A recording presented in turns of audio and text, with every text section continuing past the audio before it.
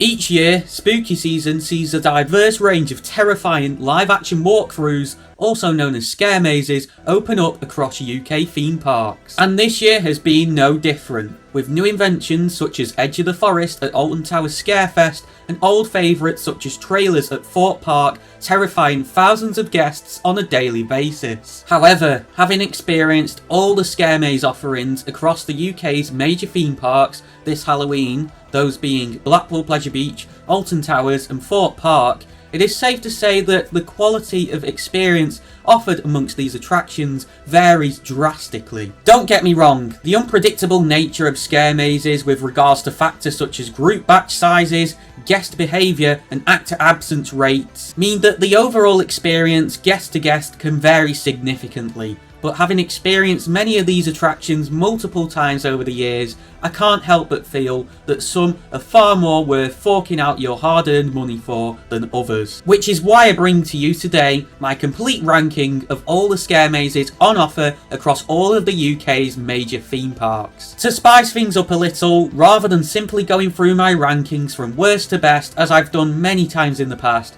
I'm going to go through each of the 11 attractions in chronological order of when I experienced them this Halloween and rank them on a tier list before sharing my complete ranking from 1 to 11 at the end of the video. I'm sure most of you have seen a tier list video before by this point, but for those who haven't, each tier can hold multiple rankings and is indicative of the quality of such, ranging from the S tier for top quality rankings to the E tier for... I'm sorry, but that was amateur. Just a couple of quick disclaimers before we get started. If you don't want scare maze spoilers, then this video isn't for you, and due to me having already reviewed in detail all the following scare mazes in other videos already up on the channel, of which you can find in the playlist titled Halloween 2025, I'll be keeping my verdicts pretty brief here. So starting off with the first theme park scare event I experienced this Halloween, and that is Alton Towers Scarefest. And the first maze I experienced at Alton Towers Scarefest was the brand new for 2025 Edge of the Forest Scare Maze. Now, the storyline for this maze is pretty weak. It essentially evolves around the forest engulfing everything, and you're essentially meant to be lost in the forest, and there's this creature called the Leshwal, which is essentially taking over it.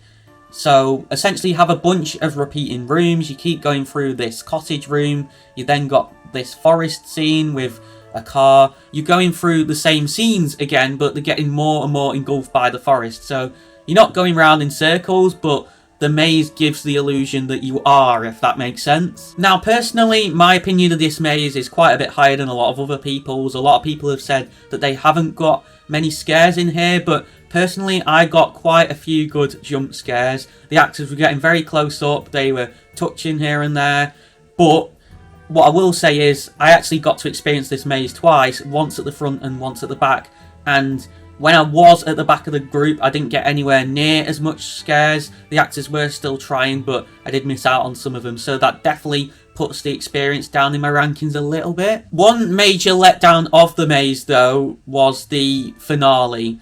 You obviously, at the end of the maze, you meet the Leshwal who's taking over it, who essentially comes towards you and whatnot, and you got some actors, you got some loud noises, but even so, there's no real run out to it. You just go through a room with some strobes and then sort of casually walk out. You don't really get chased by the actors too much. Overall though, this maze is pretty middle of the road, so I'm going to put it in the C tier. Next up we have the fan favourite maze. Well, I say fan favourite, a lot of people want it to go now because it's been around for so long.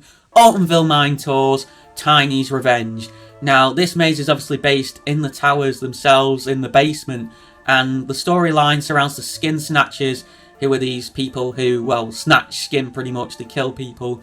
They've been detained, having been roaming the mines, and essentially they've broken free. Now, last year in my Scarefest vlog, I was very, very positive about this maze because I found it really intense, and it was pretty rammed with actors. It wasn't quite as good this year. There was a bit of a lack of actors in places. I also felt the route was shorter. It was still pretty long. It is a long-ish maze, one of the longest on this list, and there's also a lot less touching this year in there based off my experience, which is a massive part of what this maze is. It's really claustrophobic. There's a lot of narrow passageways, so you've essentially got actors jumping out right close to you because of how confined the space is.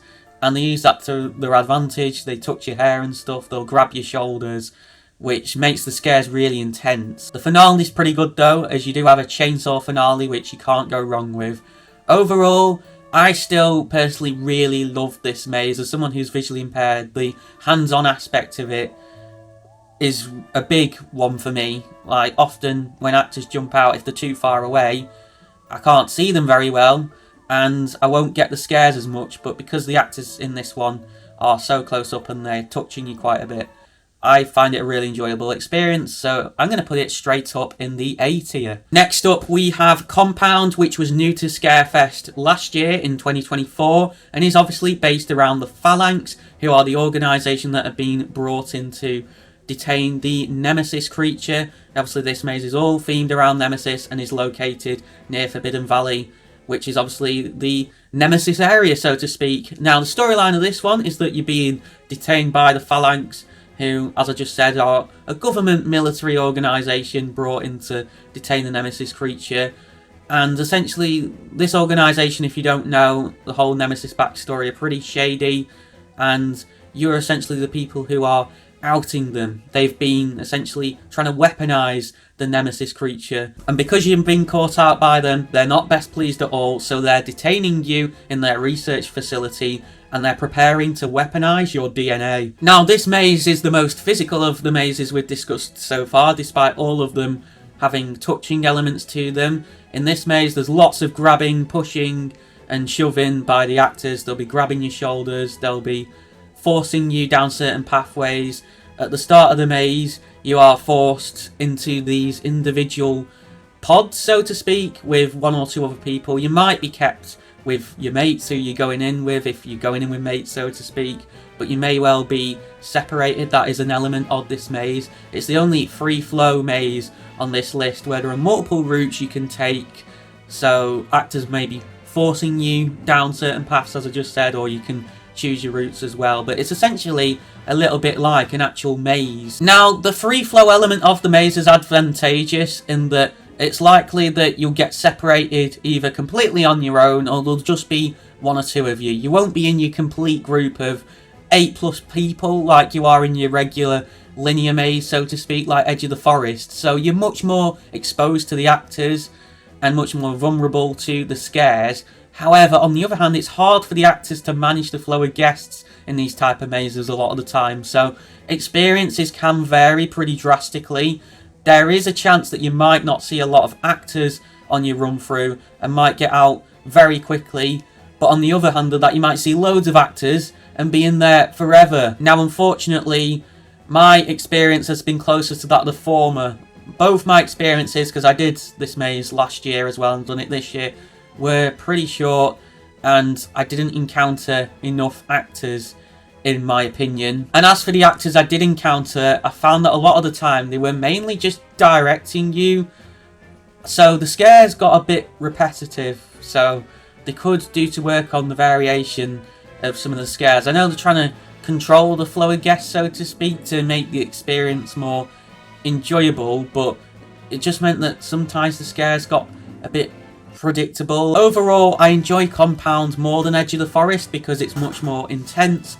However, I don't find it as enjoyable as Altonville Mine Tours because it's a bit too short in my opinion, so it's going to go between the two in the B tier. And with that, we are now moving on to Thorpe Park Fright Nights, and the first scare maze I experienced there, which was Trailers. Now, Trailers is obviously themed around a cinema known as the Super Spark Cinema, where you are coming for a Halloween movie marathon. However, it all ends up going a bit wrong when a dodgy projectionist accidentally ends up opening up a portal into the movie screen itself, and you end up experiencing the trailers of the various movies on offer rather than just witnessing them, so to speak. Now, Trailers has been around since 2021 and it's only got better and better every year. This year, it was absolutely fantastic. It was packed with actors, there was a great variety of scares, and the acting was absolutely exceptional. The scares were perfectly timed to the milliseconds,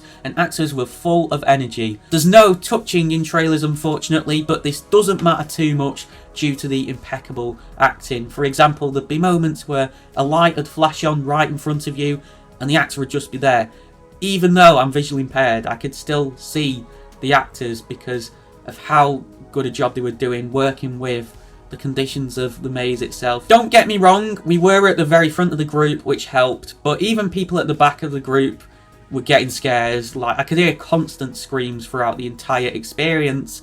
It's one of the best run-throughs of a scare maze I've ever had, I'm gonna say it. Massive shout out to Becca, who was the performance captain for this maze. The cast genuinely couldn't have done a better job in there, besides obviously introducing touching elements to the experience. It was 10 out of 10 this year trailers, so it's going straight up in the S tier. Next up, we have Deadbeat, which was new for last year, and Deadbeat is obviously themed to a zombie-infested nightclub. There was more actors in there than there was in my run-through last year, and they were getting more close up. Like, last year I complained that there was a lot of acrobatic elements, and the actors weren't really getting too close up in terms of the scares, which isn't ideal as someone who's visually impaired. Again, there's no touching in this maze, so as a result of that I preferred it slightly to last year. However, Josh and Danielle actually disagree, which is interesting. Obviously they're not visually impaired though, so obviously the acrobatic stuff last year won't have bothered them as much. There was a lot of times I noticed they were jumping at stuff last year when I wasn't. With that being said though, there were still a lot of actors just dancing around and stuff rather than actually scaring, which isn't ideal.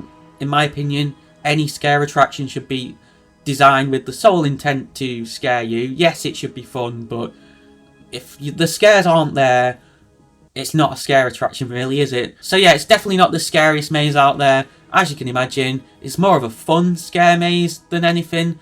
However, with that being said, there are moments that can catch you off guard with sound triggers and whatnot. There's quite a good few of them in there, as well as lighting triggers to go along with them. I will give props to Thorpe Park though, as they have, in a recent Fright Nights podcast they released on their YouTube channel, explained the thought process behind Deadbeat. They wanted to take a bit of a risk and try something a bit different and offer a bit of an alternative experience than your typical scare maze, and they understand and admit that it's not the scariest thing in the world, but there's some mild scares here and there, and it's meant to be a fun experience that all can enjoy. So I have a lot of respect for them for admitting that, and I love the theming in the maze as well. I forgot to mention actually, there's some really good theming in there, some big set pieces, and just an overall really good atmosphere. Overall, Deadbeat is another one of those mazes that is pretty average really, if not a little bit below average. I'm going to put it in the C tier. It's definitely a low C though. Now, I have mentioned in various videos before that I actually managed to get a run through in a really small group, just me, Josh, Danielle, with Jack Silkstone and Archie, Arch Nemesis. Now, obviously because that run through had Jack and Archie, the actors knew were enthusiasts. This obviously took place last year, by the way, 2024, so it was quite a bit more intense. If I was basing this ranking on that run through, then I'd probably put this maze in the A tier. However, I'm only basing it off this year's run through, so it's a low C unfortunately. And next up we have the infamous Stitches. I wonder where this is going to rank. I'm sure if you've watched this channel before, you probably know. But yeah, it's themed to obviously a creepy toy factory where the toys move when the lights are off, and then when the lights come on they don't move. It's got this whole don't turn off the lights narrative. And yeah, you know, a toy maker character may seem innocent and all that, but it turns out she's not that innocent at all. She's murdering humans who she's turning into toys rather than just, you know, creating stuffed animals and whatnot. Now, obviously, I described this maze in my Fright Nights 2025 vlog as being amateur. It's the worst it's ever been, and I've never had a good run through of it in all the years I've been doing it since it first came in 2023. Even though we were at the front of the group, there was no guest behaviour issues or anything like that. It was all down to the actors. And it wasn't just me, there was nobody in our group screaming in there at all. I obviously go into much detail about the specific scenes and how poorly they were acted out on an individual basis in the Fright Nights 2025 vlog, but to sort of summarise, there was a good jump scare in the pre-show with an air cannon, and at the end of the final strobe section, you'll know if you've done the maze before, where it plays on this whole turning on and off the lights and the toys move when the lights are off.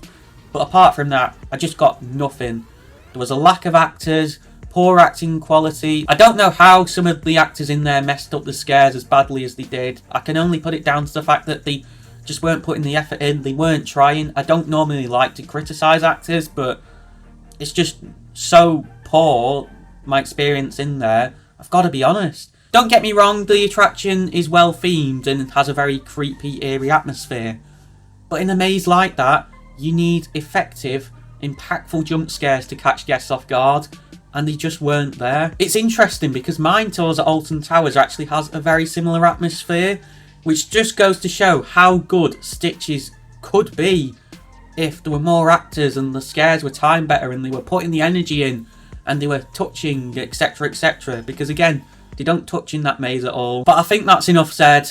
It's going straight at the bottom in the E tier. And finally, at Thorpe Park, we have survival games, which is obviously themed to a game show where you are fighting for fame and your survival against assassins. So you're essentially fighting for that verification tick so that you can get famous on social media. Now, this is the only maze at Thorpe Park where you actually get touched, unlike at Alton Towers where they touch you in all of them.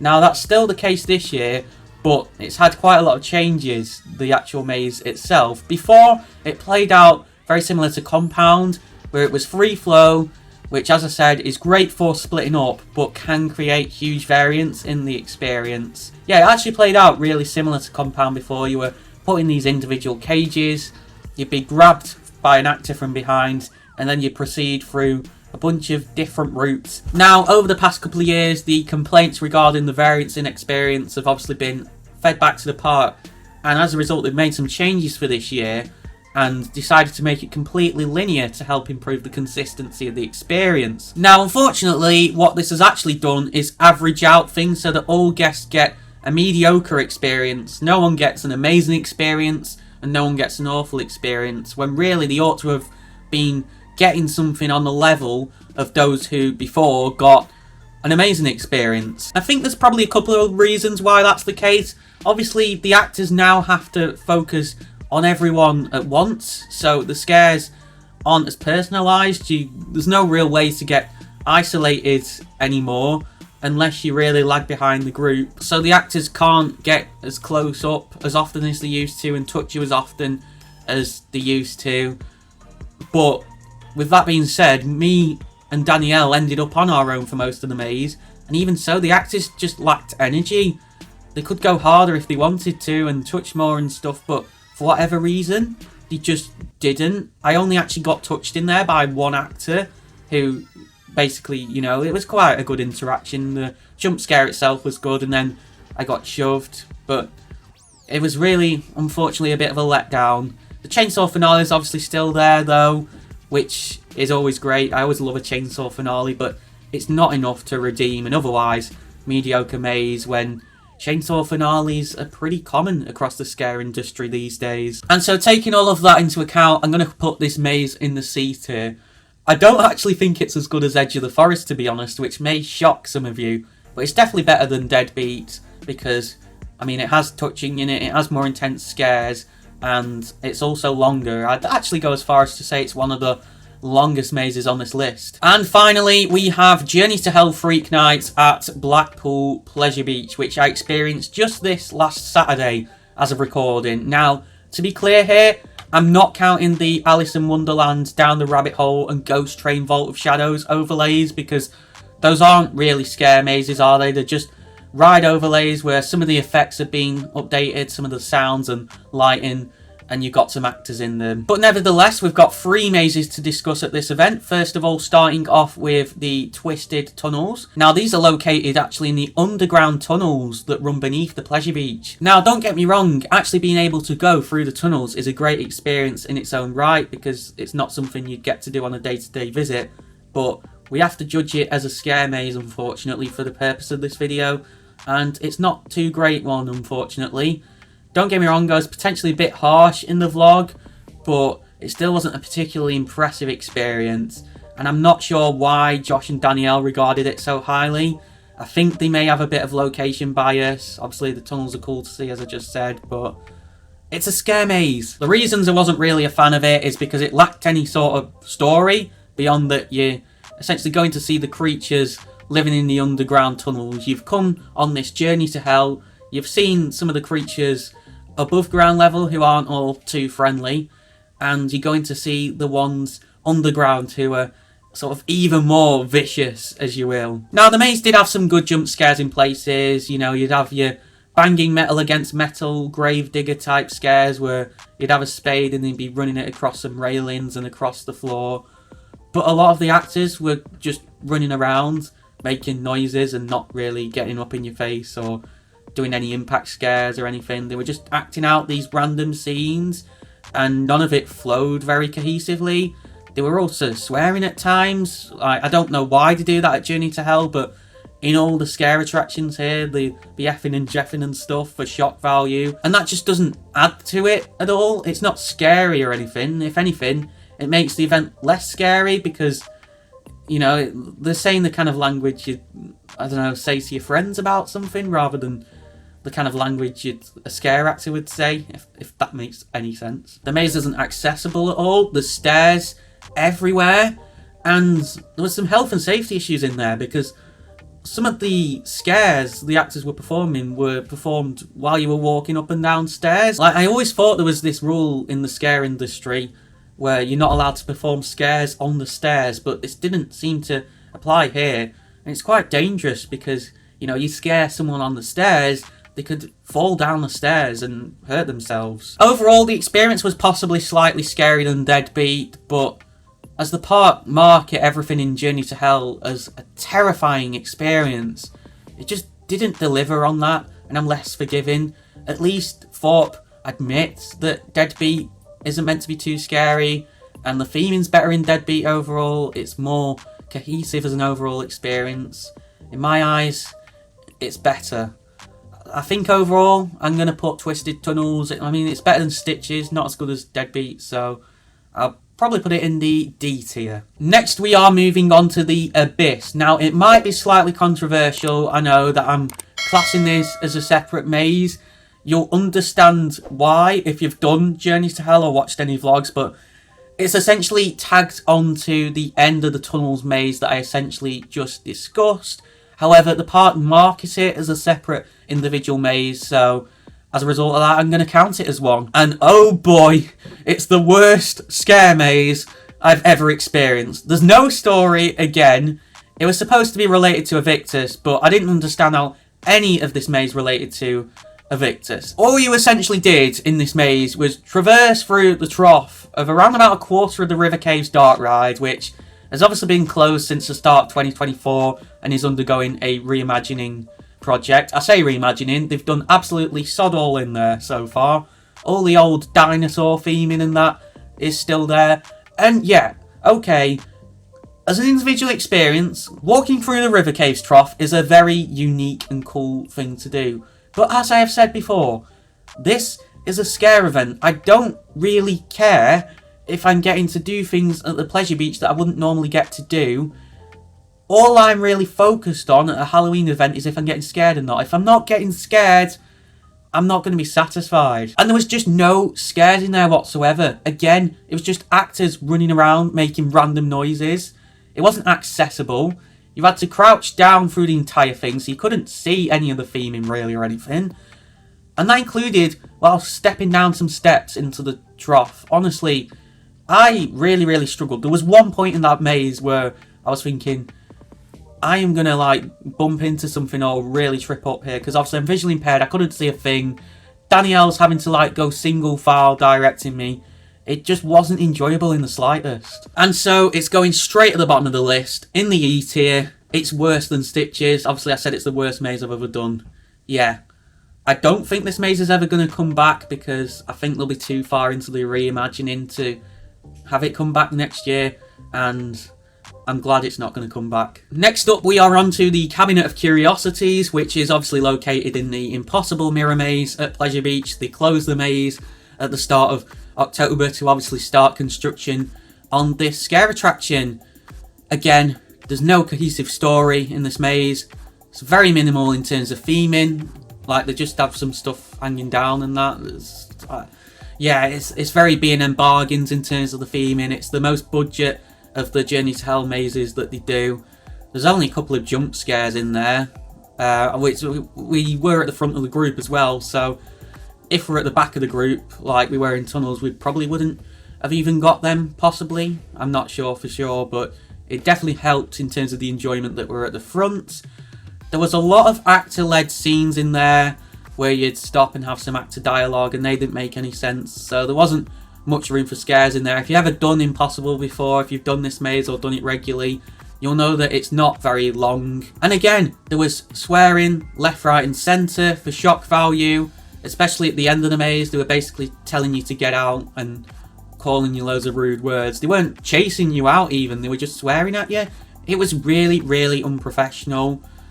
I am gonna put it in the D tier, but it is a very low D tier ranking.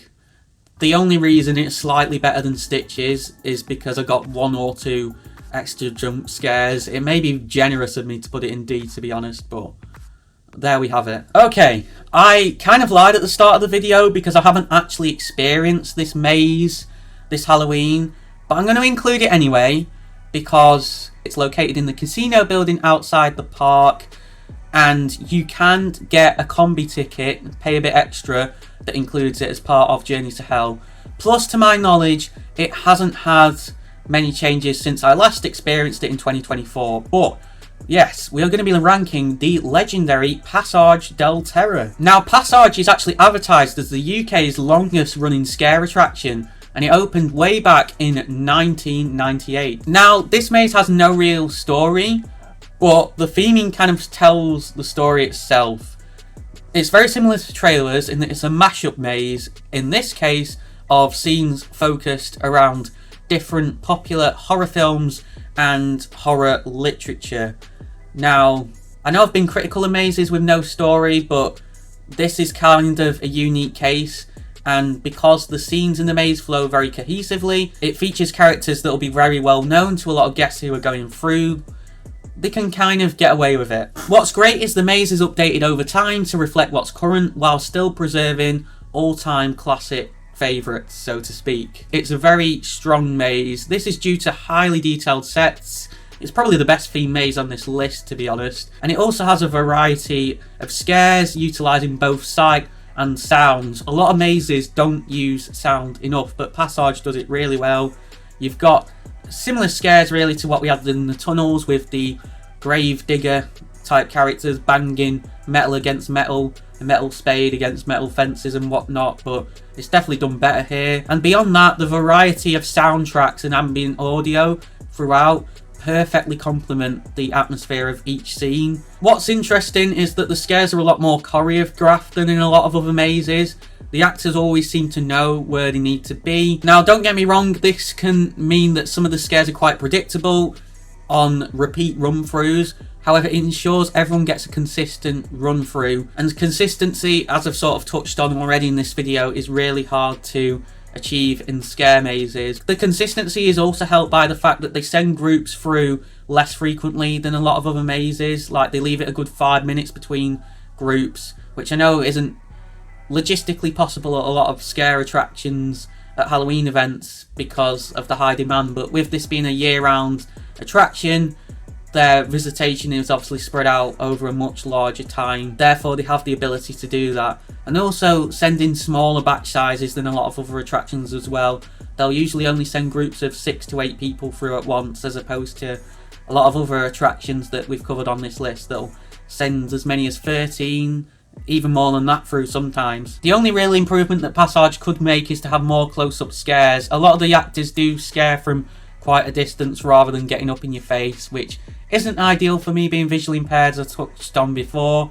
In terms of other improvements, they obviously could add like touching in there and stuff, but I feel that might distract from what this maze is trying to be, which is sort of your stereotypical haunted house. Obviously it's been there since 1998, and we didn't really have touching in mazes back then, and it sort of operates on that if it ain't broke, don't fix it attitudes. And I think if they were to add touching now, it would just feel a bit off. And you know, some of your general public wandering through Blackpool who just see it and decide to give it a go might be a bit taken aback by the touching element. It's not like they're intentionally travelling to a scare event to experience scare attraction, so to speak. But overall, Pasaje is a brilliant attraction, not quite as good as trailers this year, but I think it's still deserving of an S tier ranking. If it had touching, it might be just as good as trailers or more close-up scares, etc. But even so, they should be really proud, the team, of what they managed to achieve in there. And that leads me on to ranking the mazes from 1 to 11. So, at 11, we have The Abyss.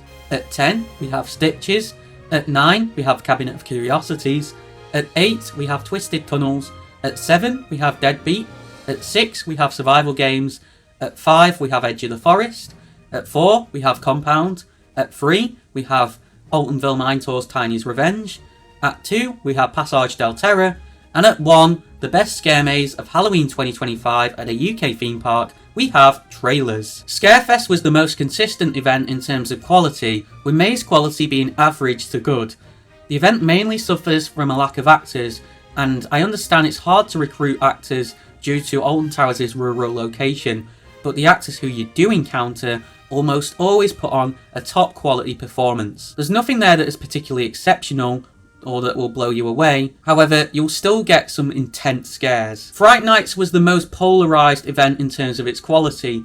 Trailers is proof of how exceptional the event can be when it wants to be, and perfectly demonstrates the talent and passion of certain actors, managers and creatives involved in the event. However, the event as a whole lacked energy compared to previous years, particularly from the survival games actors, and this was really sad to see.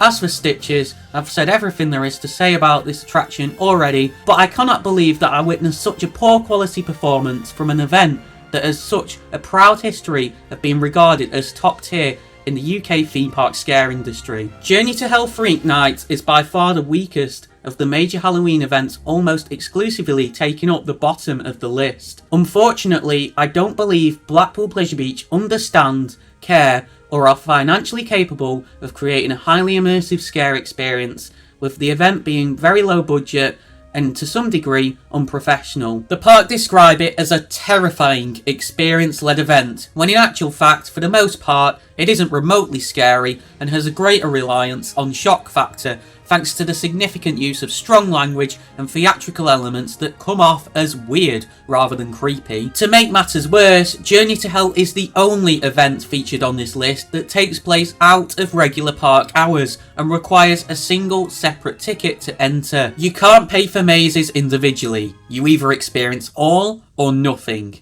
That is, of course, with the exception of its saving grace, Pasaje del Terror, which you can experience on any day of the Blackpool Pleasure Beach season via a one-shot ticket. To hear more in-depth reviews of each of the attractions covered, make sure you check out the playlist on the right side of your screen. It's my Halloween 2025 vlog playlist. Click the icon on the left side of your screen to subscribe to ThrillNet for more things theme park related in the UK and beyond.